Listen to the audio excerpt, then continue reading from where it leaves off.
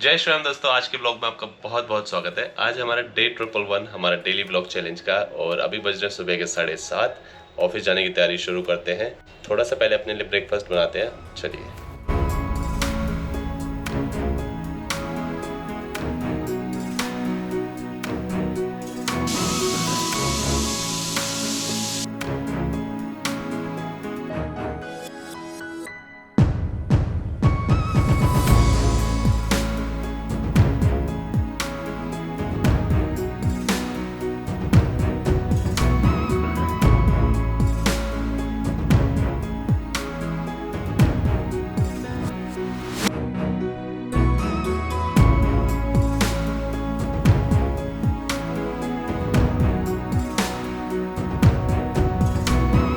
दोस्तों ऑफिस के लिए रेडी हो रहा था और ब्रेकफास्ट अभी कर लिया, और आप लोगों को दिखाता हूँ। देखो, अभी नहा के आया हूँ, ब्रेकफास्ट जस्ट किया है, पूरा पसीने से तरबतर हो गया है। ये गंदी गर्मी हो रही है घर के अंदर, बहुत ज़्यादा उमस हो रही है, जिसके बारे में कई दिनों से बात कर रहा हूँ मैं। और आज का हमारा टॉपिक भी कुछ ऐसे ही होने वाला है। चलिए आपको रास्ते में मिलते हैं, तब बात करते हैं। चलिए दोस्तों, निकल चुके हैं घर से एंड आज की राइड की शुरुआत करते हैं लेके प्रभु का नाम। जय श्री राम, जय शिव शंभू, हर हर महादेव। ये देखो, सारे निकल पड़े हैं अपने अपने भागदौड़ में पैसा कमाने, पैसा। आज कुछ ज़्यादा ही भीड़ सी लग रही है। आई शाबाश दूध वाले भैया। कल बारिश बड़ी तगड़ी आई थी भाई साहब, और बड़ी देर तक, लगभग 1 घंटे तक बारिश आई तगड़ी। तुमको पाया है तो जैसे खोया हूँ, कहना चाहूँ भी तो तुमसे क्या कहूँ। किसी ज़ुबान में भी वो लफ्ज़ ही नहीं कि तुम हो क्या तुम्हें ये बता सकूँ। मैं अगर कहूँ तुम सा हंसी कायनात में नहीं है कहीं, तारीफ ये भी तो सच है कुछ भी नहीं। गांव वो जगह जहां आपका दिमाग काम नहीं करता, और शहर वो जगह जहां आपका दिल काम नहीं करता। ये शहर की लोकल सड़कें जो लोकल कॉलोनी को फिर मेन जगह से जोड़ती है, जैसे जो भी मेन जगह हो जाती है, नागलोई, सुल्तानपुरी, रोहिणी, और ये उसके अंदर की कॉलोनियाँ है। देख लो कितनी साफ़ सुथरी है ना, मज़ेदार। और आप दिखाता हूँ आपको गांव की, और ये सड़कें हैं गांव की। देखो क्या डिफरेंस नज़र आता है आपको, बताओ। ये गांव की वो मेन सड़कें हैं जो फिर मेन रोड से जोड़ती है, जो और शहरों को जोड़ता है। तो आप बताओ, आप खुद ही बताओ कि कौन सी बेटर है ज़्यादा। तो गाइस रिसेंटली मैं ना उत्तराखंड घूम के आया हूँ, जैसे कि कई लोगों को पता ही होगा। और अगर आप लोगों ने अभी तक हमारी वीडियोस नहीं देखी है तो आप जाके देख सकते हैं। मैंने प्लेलिस्ट बना दी है उत्तराखंड ट्रिप की, तो आप लोग जाके एंजॉय कर सकते हैं। तो मैं कह रहा था कि जैसे कि मैं अभी रिसेंटली उत्तराखंड घूम के आया हूँ, और गाँव में भी गया था, और नॉर्मल जो वहाँ से थोड़ा सा हट के एक छोटा सा शहर है, वहाँ पर भी घूमे हम। अभी थोड़ा साइड में रुका था, गोप्रो फिर से बंद हो गया था। तो आज हम बात करेंगे थोड़ा सा गांव और शहर के डिफरेंसेस के बारे में, और लास्ट में मैं आपसे ये भी पूछूंगा कि आपको क्या चीज़ पसंद है, और अपना भी ओपिनियन बताऊंगा। तो बने रहिएगा वीडियो में, और अगर आपको ये वीडियो अच्छी लगती है तो बताना ज़रूर, कमेंट करके ज़रूर बताना कैसी लगी, और वीडियो को लाइक भी कर सकते हैं। देखिए, जो चीज़ें मेरे माइंड में हैं और जो चीज़ें मुझे दिखती हैं वही चीज़ें मैं आपके साथ डिस्कस कर सकता हूँ। अगर आप लोगों को कोई चीज़ और भी लगती है तो आप लोग कमेंट बॉक्स में बता सकते हैं अपने अपने ओपिनियन, अपनी अपनी राय। तो सबसे पहले मैं अगर बात करूं शहर और गांव में, तो मुझे टेम्परेचर बहुत ज़्यादा डिफरेंस दिखता है। अभी अगर मैं अपने गांव की बात करूं, मैं तो उत्तराखंड से हूं, तो अभी अगर मैं बात करूं ना दिल्ली और उत्तराखंड के डिफरेंस की, तो टेम्परेचर बेशक लगभग सेम है। वहाँ पर भी 27 से 30 ऐसे ही घूम रहा है, और यहाँ पर भी 27 से 30, 31, 32 ऐसे घूमता रहता है अभी फ़िलहाल जब बारिश हो रही है। लेकिन दिल्ली में ह्यूमिडिटी इतनी ज़्यादा है ना भाई साहब। अब ये चीज़ शायद भौगोलिक आधार पे हो सकती है, लेकिन जो चीज़ है तो है, मैं वो चीज़ बता रहा हूँ आप लोगों को कि यहाँ पर बहुत ज़्यादा उमस है। 31-32 टेम्परेचर होने के बावजूद भी इतनी गर्मी लगती है भाई साहब। नहाने के बाद दोबारा से आप नहा जाते हो पसीने से। और अगर गांव में टेम्परेचर 30-31 भी है ना, तो अभी भी वहाँ पे पंखे की ज़रूरत नहीं है, समझ रहे हो। मतलब 28 से 30-31 चलता है ना, तो पंखे की ज़रूरत नहीं पड़ती। हाँ, एक बात अलग है कि जब आप कहीं से चल चुला के आते हो, भाग दौड़ करके आते हो, कुछ सामान वगैरह लेके आते हो पैदल, क्योंकि वहाँ तो ज़्यादातर पैदल ही होता है, तो आपको थोड़ी बहुत गर्मी लगती है।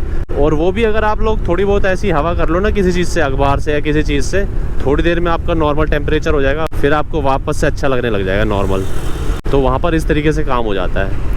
और इसी में आगे जोड़ते हुए अगर मैं और चीज़ों की बात करूं, जैसे कि गांव में एसी की ज़रूरत नहीं है, पंखे की ज़रूरत नहीं है, और शहर में इन सब की ज़रूरत है। गांव में वॉशिंग मशीन की ज़रूरत नहीं है, लोग हाथ से ही धो लेते हैं, उनकी एक्सरसाइज भी हो जाती है, और एक्स्ट्रा बिजली पानी और मतलब सभी चीज़ का खर्चा भी बच जाता है। वॉशिंग मशीन ख़रीदोगे तो वॉशिंग मशीन के पैसे लगेंगे, फिर बिजली के पैसे लगेंगे, फिर पानी आपका एक्स्ट्रा खर्च होएगा, है ना। और जब आप हाथ से धोते हो ना, तो पानी भी कम लगता है, खर्चा भी कम लगता है, बिजली तो लगती ही नहीं है, और आपको वॉशिंग मशीन का जो पैसा लगा है वो भी बच जाता है। और वहाँ पर लोग डेली धोते हैं, तो उनको ऐसा लगता नहीं है कि मेरे को हफ्ते में बहुत ज़्यादा कपड़े धोने पड़ रहे हैं या कुछ भी। और इसी लाइफस्टाइल की वजह से जो गांव के लोग होते हैं वो थोड़ा हेल्दी भी रहते हैं नॉर्मल शहर के लोगों के मुताबिक। शहर के लोग जिम जाते हैं, गांव के लोगों का पूरा जो लाइफस्टाइल होता है ना, वो पूरा ही जिम में ही होता है। कितना पैदल चल लेते हैं, कितना सामान उठा लेते हैं, पानी अभी भी हाथों में लाते हैं कई जगहों पे। और लिटरली बता रहा हूँ, अभी जब मैं गया था तो मुझे लगभग 500 मीटर चलाऊँगा मैं मुश्किल से, थोड़ा सा चढ़ाई पे मेरी सांसें फूलने लग गई थी। शहर में मैं चल लूँगा प्लेन्स में 1 किलोमीटर भी चल लूँगा, ज़्यादा उससे ज़्यादा भी चल लूँगा, लेकिन जब थोड़ी चढ़ाई पे चढ़ने की बात आई तो हमारी सांस फूलने लग गई। और जो घर की लेडीज़ है ना, बूढ़ी लेडीज़ है, वो भाई साहब तुमसे पहले पहुंच जाएंगी और थकेंगी भी नहीं, उनकी सांस भी नहीं फूलती, कुछ भी नहीं होता। तो देख रहे हो डिफरेंस, देख रहे हो। एक चीज़ है, मेरे साथ शायद सभी लोग एग्री करेंगे, गांव में आते हैं नेचुरल डिज़ास्टर यानी कि प्राकृतिक आपदाएं, और शहर में हम इंसान ही एक प्राकृतिक आपदा है। शहरों में अगर शहरों को बिगाड़ना है तो हम सबसे बड़ी आपदा है शहर के लिए इंसान जितना ज़्यादा आधुनिक होता जा रहा है ना, उतना ही ग्राफ गिरते जा रहा है हमारी प्राकृतिक चीज़ों का। इतनी सारी गाड़ियाँ, इतने सारे एसी, ये सब चलते हैं भाई, बहुत ज़्यादा डिफरेंस पड़ता है इस चीज़ का। और इस चीज़ का एक छोटा सा सैंपल नमूना सभी ने देखा था लॉकडाउन के समय में। उस समय लोग बुखार के कारण ना एसी वगैरह भी कम चला रहे थे, और ये सब गाड़ियाँ वाड़ियाँ तो चल ही नहीं रही थी, तो इनके एसीज भी नहीं चल रहे थे। भाई साहब अलग ही टेम्परेचर था उस समय, अलग ही टेम्परेचर। जो लोग दिल्ली में रहे होंगे ना, उनको पता होगा, या दिल्ली जैसे शहरों में कहीं आसपास रहे होंगे, तो उनको समझ में आ जाएगा कि मैं किस बारे में बात कर रहा हूँ। ये सब चीज़ें जानने के बावजूद भी हम लोग सुधरते नहीं है, समझते नहीं है। और ऐसा नहीं है कि मैं आप लोगों को कह रहा हूँ, मैं अपने आप को भी उसी कैटेगरी में चुनता हूँ, आप लोगों की कैटेगरी में ही हूँ मैं से, क्योंकि मैं भी तो शहर में ही रह रहा हूँ ना। और एक और चीज़ नज़र आती है मेरे को, गाँव के जो बच्चे होते हैं ना, वो ज़्यादा फोकस्ड होते हैं शहर के बच्चों से। शहर के बच्चे आजकल बहुत ज़्यादा कंफ्यूज रहने लग गए हैं, क्योंकि उनको ज़्यादा चीज़ें देखने को मिल जाती है, तो वो सोचते हैं मैं ये भी कर लूँ, मैं वो भी कर लूँ, और वो फिर ना इधर के रहते ना उधर के रहते हैं। और गांव के जो लोग होते हैं उनके पास ज़्यादा चीज़ें अपॉर्चुनिटी होती नहीं है, तो उनको 2-3 चीज़ों में से ही चुनना होता है, और वो ईज़िली चुन भी लेते हैं कि हाँ भाई मेरे को इस लाइन में जाना है या मुझे ये करना है। गाँव के जो ज़्यादातर बच्चे ना, मैंने देखा है, वो या तो आर्मी में जा रहे होते हैं, या फिर कुछ बच्चे हैं जो अच्छी पढ़ाई कर लेते हैं, वो टीचरिंग वगैरह में चले जाते हैं। और कुछ ऐसे भी हैं एक तबका जो शहर आ जाता है थोड़ी ज़्यादा पढ़ाई करने के लिए या करके। और ऐसा भी नहीं है जो लोग पढ़ाई में निकम्मे रह गए या कुछ भी है, वो लोग कम कमा रहे हैं गांव में, तो वो अपना जीवन यापन सही से नहीं कर पा रहे हैं। सच बता रहा हूँ, वो हमसे ज़्यादा बेटर अपना जीवन यापन कर पाते हैं वहाँ पे, क्योंकि गाँव में आपको ज़्यादा पैसा चाहिए ही नहीं होता है ना यार। अगर आपको शहर में 30,000 रुपये चाहिए ना, तो गांव में मेरे ख्याल से 12-13 हज़ार में भी आपका काम चल जाएगा, अगर आप 12-13 हज़ार भी कमा रहे हैं। बहुत सारी चीज़ें तो आपको चाहिए ही नहीं होती है ना गांव में, ना एसी चाहिए आपको, ना ज़्यादा शान शौकत चाहिए, जैसे कि शहरों में हम बहुत ज़्यादा खर्च करते हैं, कभी ये ले लिया कभी वो ले लिया, ऑनलाइन ज़िंदगी बहुत ज़्यादा है। गाँव में वो चीज़ें हैं ही नहीं। गाँव में आपको फ़िल्टर की ज़रूरत नहीं है, पानी आपको अच्छा मिल जाएगा। गाँव में आपको फ्रिज की ज़रूरत नहीं है, पानी आपको अच्छा मिल जाएगा। मुझे याद है दादी वो दूध वगैरह ये सब ना, एक मिट्टी का उन्होंने वो बना रखा था, क्या बोलेंगे उसको, बक्सा सा, उसमें रखती थी, और अच्छा ठंडा रहता था उसमें। क्यों? क्योंकि वो मिट्टी का रहता था, इसलिए। तो वो देसी फ्रिज था एक तरीके से। और मुझे अच्छा लगता है जब कुछ चीज़ें देखता हूँ ना। अभी रिसेंटली मैंने एक गाँव के बारे में सुना था, उसे पनीर गांव के नाम से जानते हैं लोग। देखो उन्होंने बहुत ज़्यादा कुछ नहीं करा, छोटी सी चीज़ करी कि उनके यहाँ पर दूध वगैरह अच्छा होता होगा और किसी ने पनीर बनाया होगा कभी, और गांव का दूध आपको पता ही है कितना प्योर होता है। तो वहाँ का जो पनीर बना ना भाई साहब, अच्छा बना बहुत ज़्यादा, और सस्ता भी बना। गांव में जो दूध का रेट और प्योरिटी है ना वो बहुत ज़्यादा जेन्युइन है, क्योंकि ऑर्गेनिक होता है ना यार। यहाँ पे हम लोग सब मशीनों का दूध पी रहे हैं और वहाँ पर प्योर आपको गाय भैंस का दूध मिलेगा, तो डिफरेंस तो आता ही है। तो मैं बात कर रहा था पनीर गांव की, तो उन लोगों ने पनीर बनाना स्टार्ट करा और आज ऐसा है कि उस गांव में लगभग हर घर पनीर बनाता है और पनीर बना के बेचते हैं वो आसपास के गांवों में, देहरादून तक उनका पनीर आता है। तो देखो उन्होंने एक छोटी सी चीज़ को पकड़ के उसी चीज़ को बना दिया अपना व्यवसाय। और ऐसा सिर्फ हमारे उत्तराखंड में नहीं है, आप हर जगह पे जहाँ के भी हैं ना, चाहे आप उत्तर प्रदेश के हैं, बिहार के हैं, गुजरात के हैं, महाराष्ट्र के हैं, कहीं के भी हैं। और ऐसा भी नहीं है कि लोग कर नहीं रहे, कई लोग हैं जो इस तरीके से काम कर भी रहे हैं, लेकिन हम लोग वो नज़रअंदाज कर देते हैं। हम लोग सोचते हैं यार छोटा काम कर रहा है, क्या कर रहा है ये, लेकिन भाई छोटा कर रहा है लेकिन अपना कर रहा है, बढ़िया है, और अपने घर पे रह कर रहा है।